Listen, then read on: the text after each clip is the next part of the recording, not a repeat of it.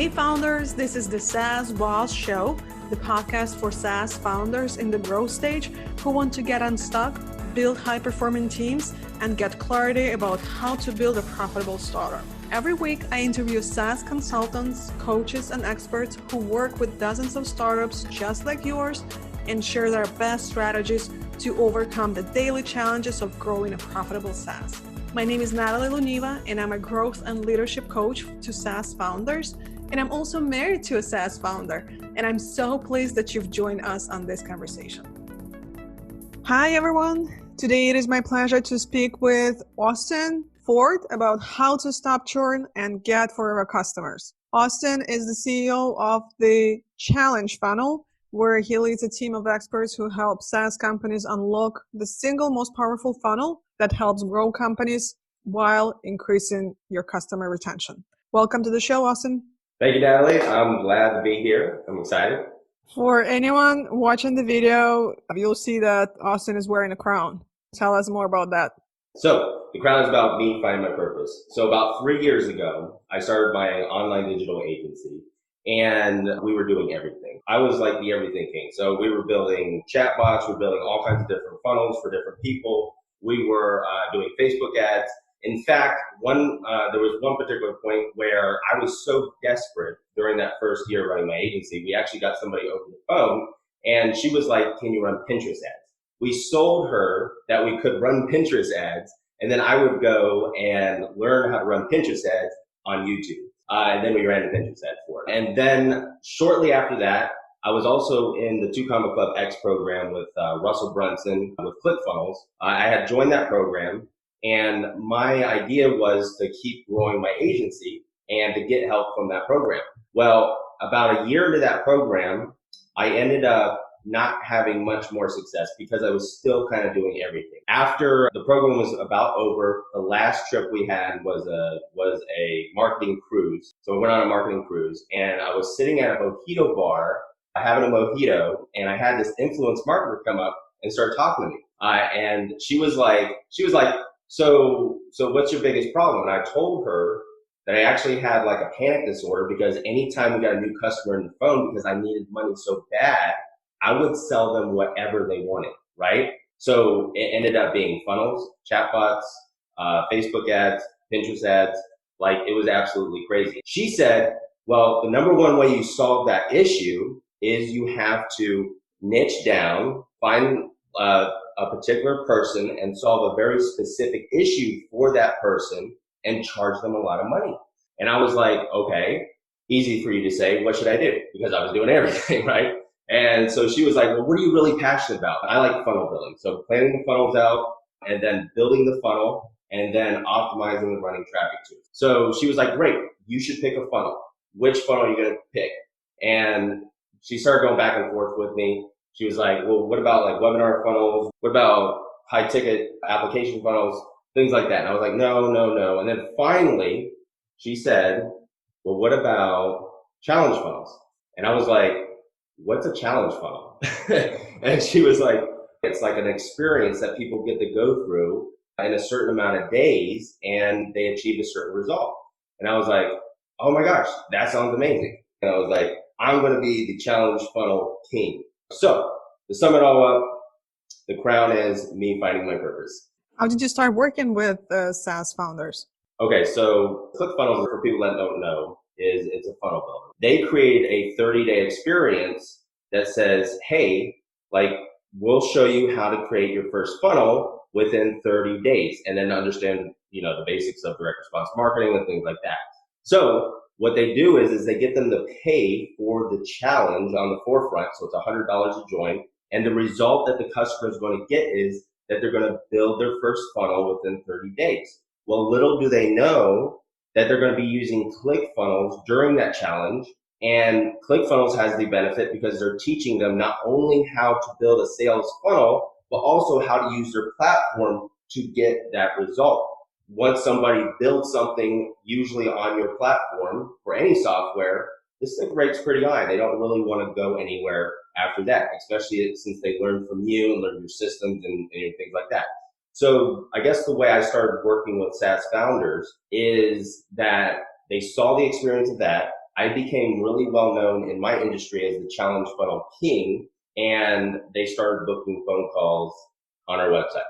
So how can SaaS founders use the method used by ClickFunnels and do something similar? When you go out and you're building software, the software has some kind of result it gives your customer, right? And we're actually looking, what is the end result? So another example here is we built a online experience for a software company called Credit Repair Cloud. So basically what Credit Repair Cloud does is they help people start their own online credit repair business, right? So their whole software is around building your own business around credit repair. The problem is they have a 30-day trial and they get people into the trial, but they don't really understand how to use the software or what the fundamentals are to building the business, right? So we came in and we built them a 14-day experience saying, hey, let us hold you by the hand as we help you build your first credit repair business, right? If you go and look at the website, it's www.creditrepair or creditherochallenge.com. So creditherochallenge.com. Go check out the website. We don't sell the software at all on that page. We actually sell the result that the customer really wants to attain, which is building their own credit repair business. We take them through the challenge. And I think on like day 5 or something of the challenge, we say, hey, we're going to be using the software to help you. It's called Credit Repair Cloud. Go over here and sign up. You get a 30-day trial with the challenge, right? So people sign up for the thing. They learn how to use the software while building the business. And then voila, they stay on the software longer. Other softwares that would really benefit from a challenge funnel versus those that maybe would not be a good fit? If your software is pretty much a push a button and get a result, it's probably not going to be a good fit. So usually there has to be a learning curve involved with your software. So CRMs are a great fit, right? There's a lot of learning and setting up and things that take time, okay? So usually the best experiences I've seen, if you can deliver your client a result or result between 7 to 30 days, is kind of the range that you want to shoot for, okay? So if it's the software, you just sign up and then you like click 3 buttons and then like voila, they get something out of it like a thumbnail. You probably can't really create an experience around that. However, if you're a B2B software company that helps businesses grow or increase their revenue or increase customer satisfaction or increase lead generation, whatever, that will probably be a really good fit because you probably have some kind of system or model to help them get that result. And you can tie your software into that. So it's all about selling the result and the experience that the customer is going to go through and learn how to attain that result rather than actually selling what the software is or what it does and things like that. They'll learn all that during the experience. And the challenges that you create, are they usually free or do people pay for them? These online challenges, we prefer paid. Why do we prefer paid? I call it the hyper-focus result. The hyper-focus result is this. Hey, I'm going to help you get X result in Y time frame, okay? So it's a very specific person getting a very specific result in X amount of days. When you promise somebody that you could do that, you're going to have great conversions selling them a program. So online challenges, we do paid challenges only. They're anywhere between $37 to $100. And the reason why is you want a low front end offer to get them into the challenge.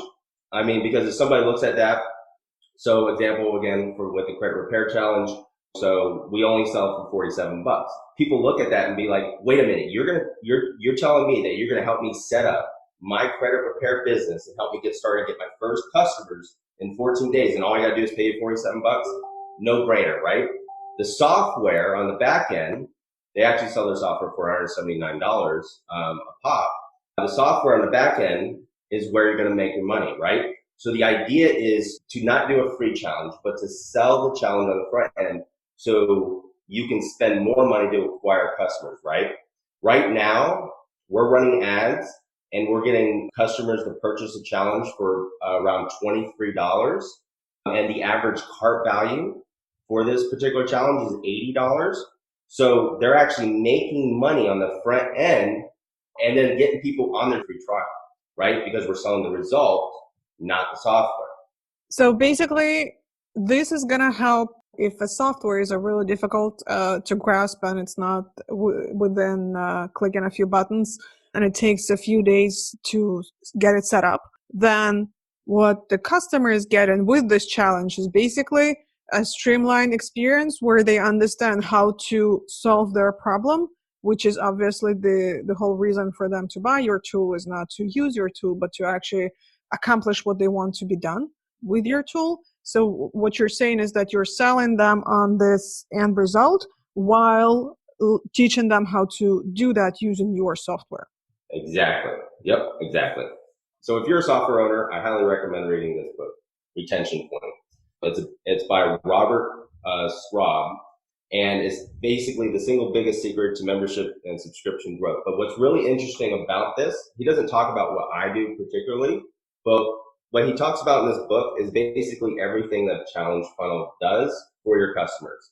So basically, number one, it gets them the dream, right? Because you're inspiring them that they're going to attain some type of result that they really want, right? And you're getting them the dream. Right when they purchase that challenge, they're buying that because they have a dream to achieve X result.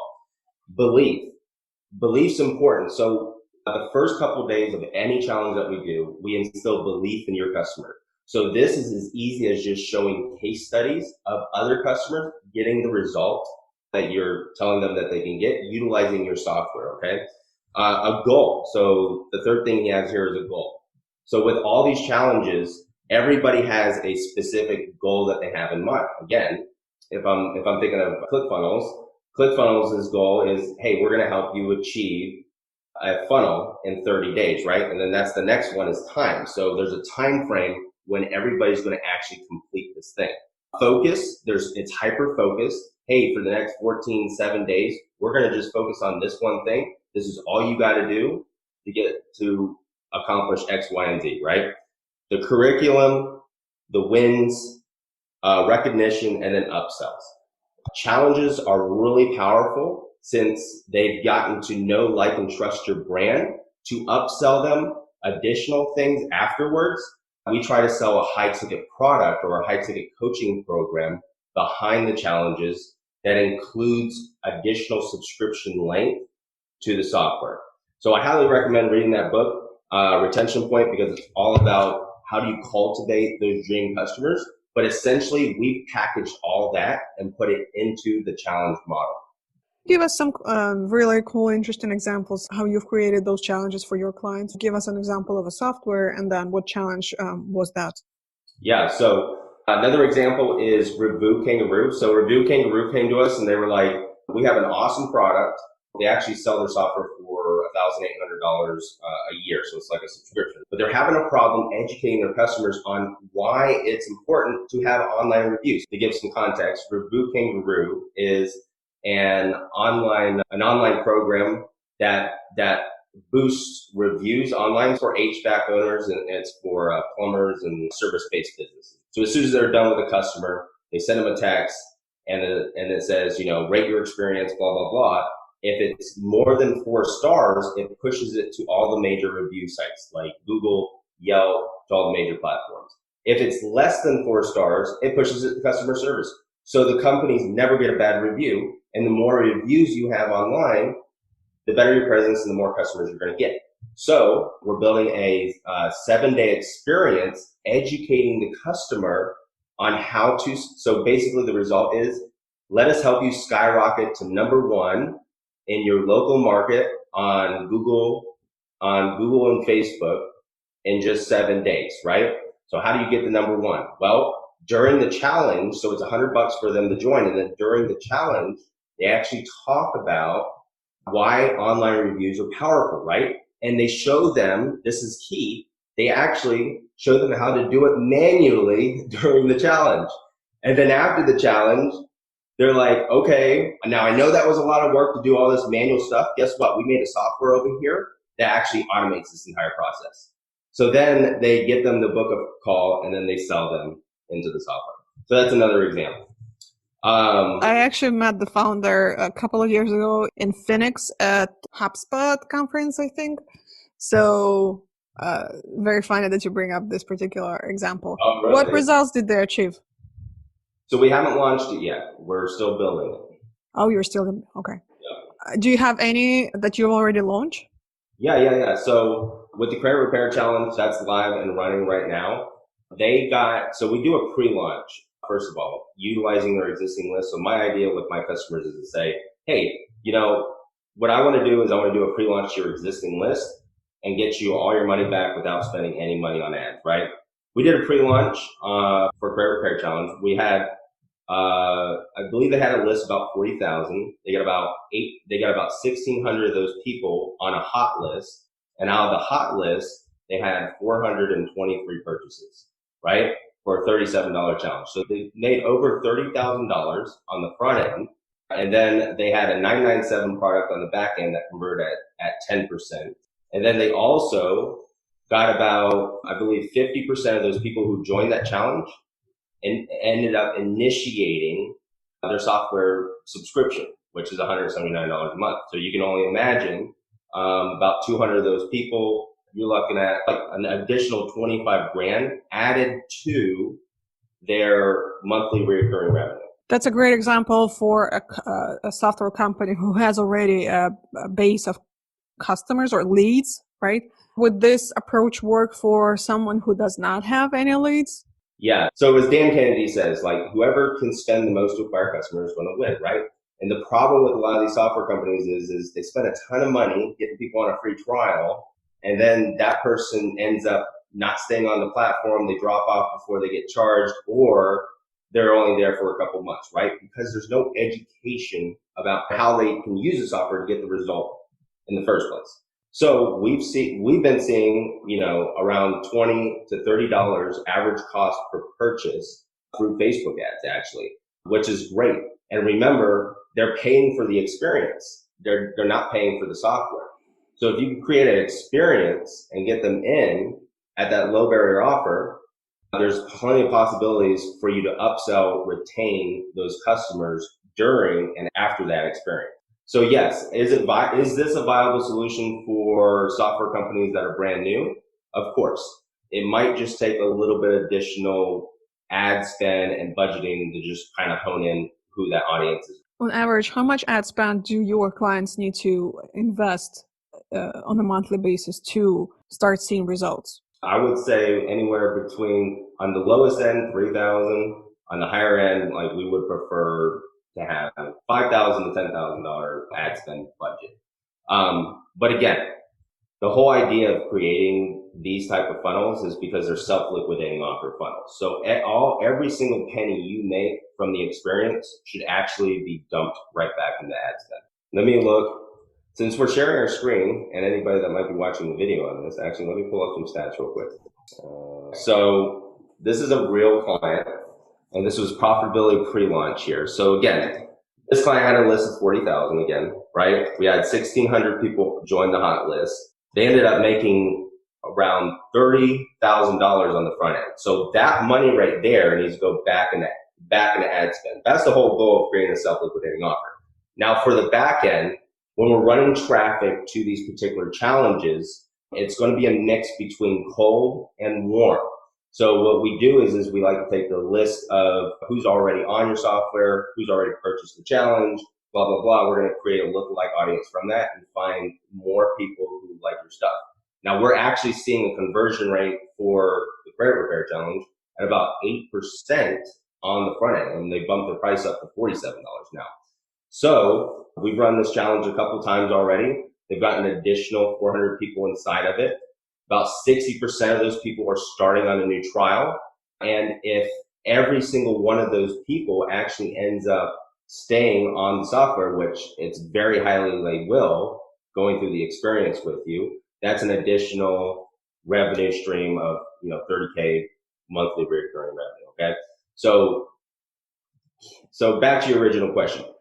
If you're a software company and you're a new founder and you don't have a big audience or a big list yet, can you do this? Yes, of course you can do it. It's just going to take a little bit of traction to get the ball rolling if you're going right to ad spend. If you have an existing customer list and you have an existing list that is not customers, that's going to be a great place to start.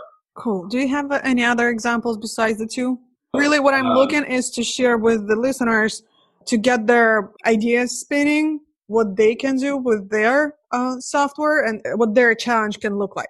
Yeah. So another example is Deal Machine. So Deal Machine is a software that helps realtors get more leads, find more deals. So what they're doing right now is got running Facebook ads to a lead magnet that shows them, hey, here's our $5 million a year contract that you can swipe, and we're gonna show you how to use it, right? So they're actually getting $5 per lead on that free lead magnet. They're building their list. Building the list is important. Then after they're getting people on that list, they have a soap opera sequence selling them their 21-day deals challenge, which they are promising, hey, in 21 days, we're going to help you find your next deal, right? And we're going to help you try to close that next deal. So it's really hyper-focused. Hey, realtors, we're going to help you find your next deal in 21 days and show you how to close it, right? They join the challenge, and then after they join the challenge, they get them to sign up on their software, which is a $97 a month subscription. And then they teach them how to find more deals utilizing that software in their local area. So that's another example. Cool. Where can listeners know more about you and what you do? All right. So if they want to know more about us and our agency, we're a full service agency. We do everything from the strategy to actually building these systems out and then actually helping you run traffic to it. They can check us out at www.funnelbuild.com, and we'd be happy to have them come over and check us out. Awesome. Any other last parting words? I know I said previously in this episode that, hey, if your software is more of like a push and go, like, it just doesn't take a lot of learning or you just push a few buttons and they get a result, you could still create a challenge around that. Really what you're selling is you're selling the customers the result. So for instance, if you have a software and it's a thumbnail creator for YouTube videos, right? And the thumbnail creator takes 3 clicks and they get a thumbnail, right?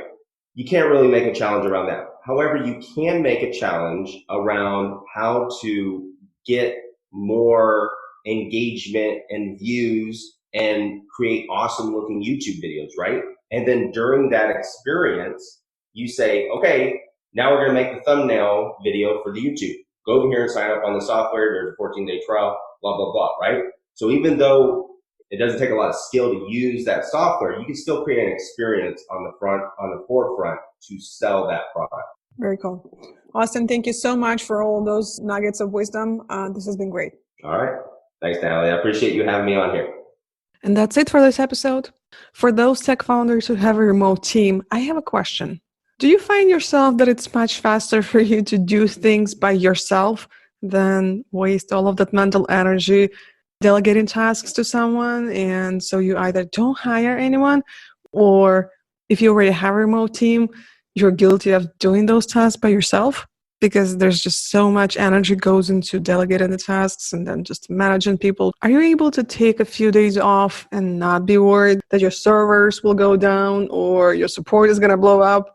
What if you could work on more strategic, important things and let your team fix the bugs? If you only started building your team in the last couple of years, I guarantee that you are making lots of mistakes that hinder your growth without even realizing that. Oftentimes, you, the founder, may end up being the bottleneck to your team's success. That is definitely hard to swallow, but it's true. But also look on the bright side. This is also the easiest problem for you to fix because you are in control of how to fix it. I'll be launching soon a program that will help tech founders improve your team performance and as a result, remove the roadblocks to scaling your SaaS just by improving your operations and team dynamic. This is really the shortcut. To be notified when it's live, go to my website, natalieluneva.com/team. natalieluneva.com/team.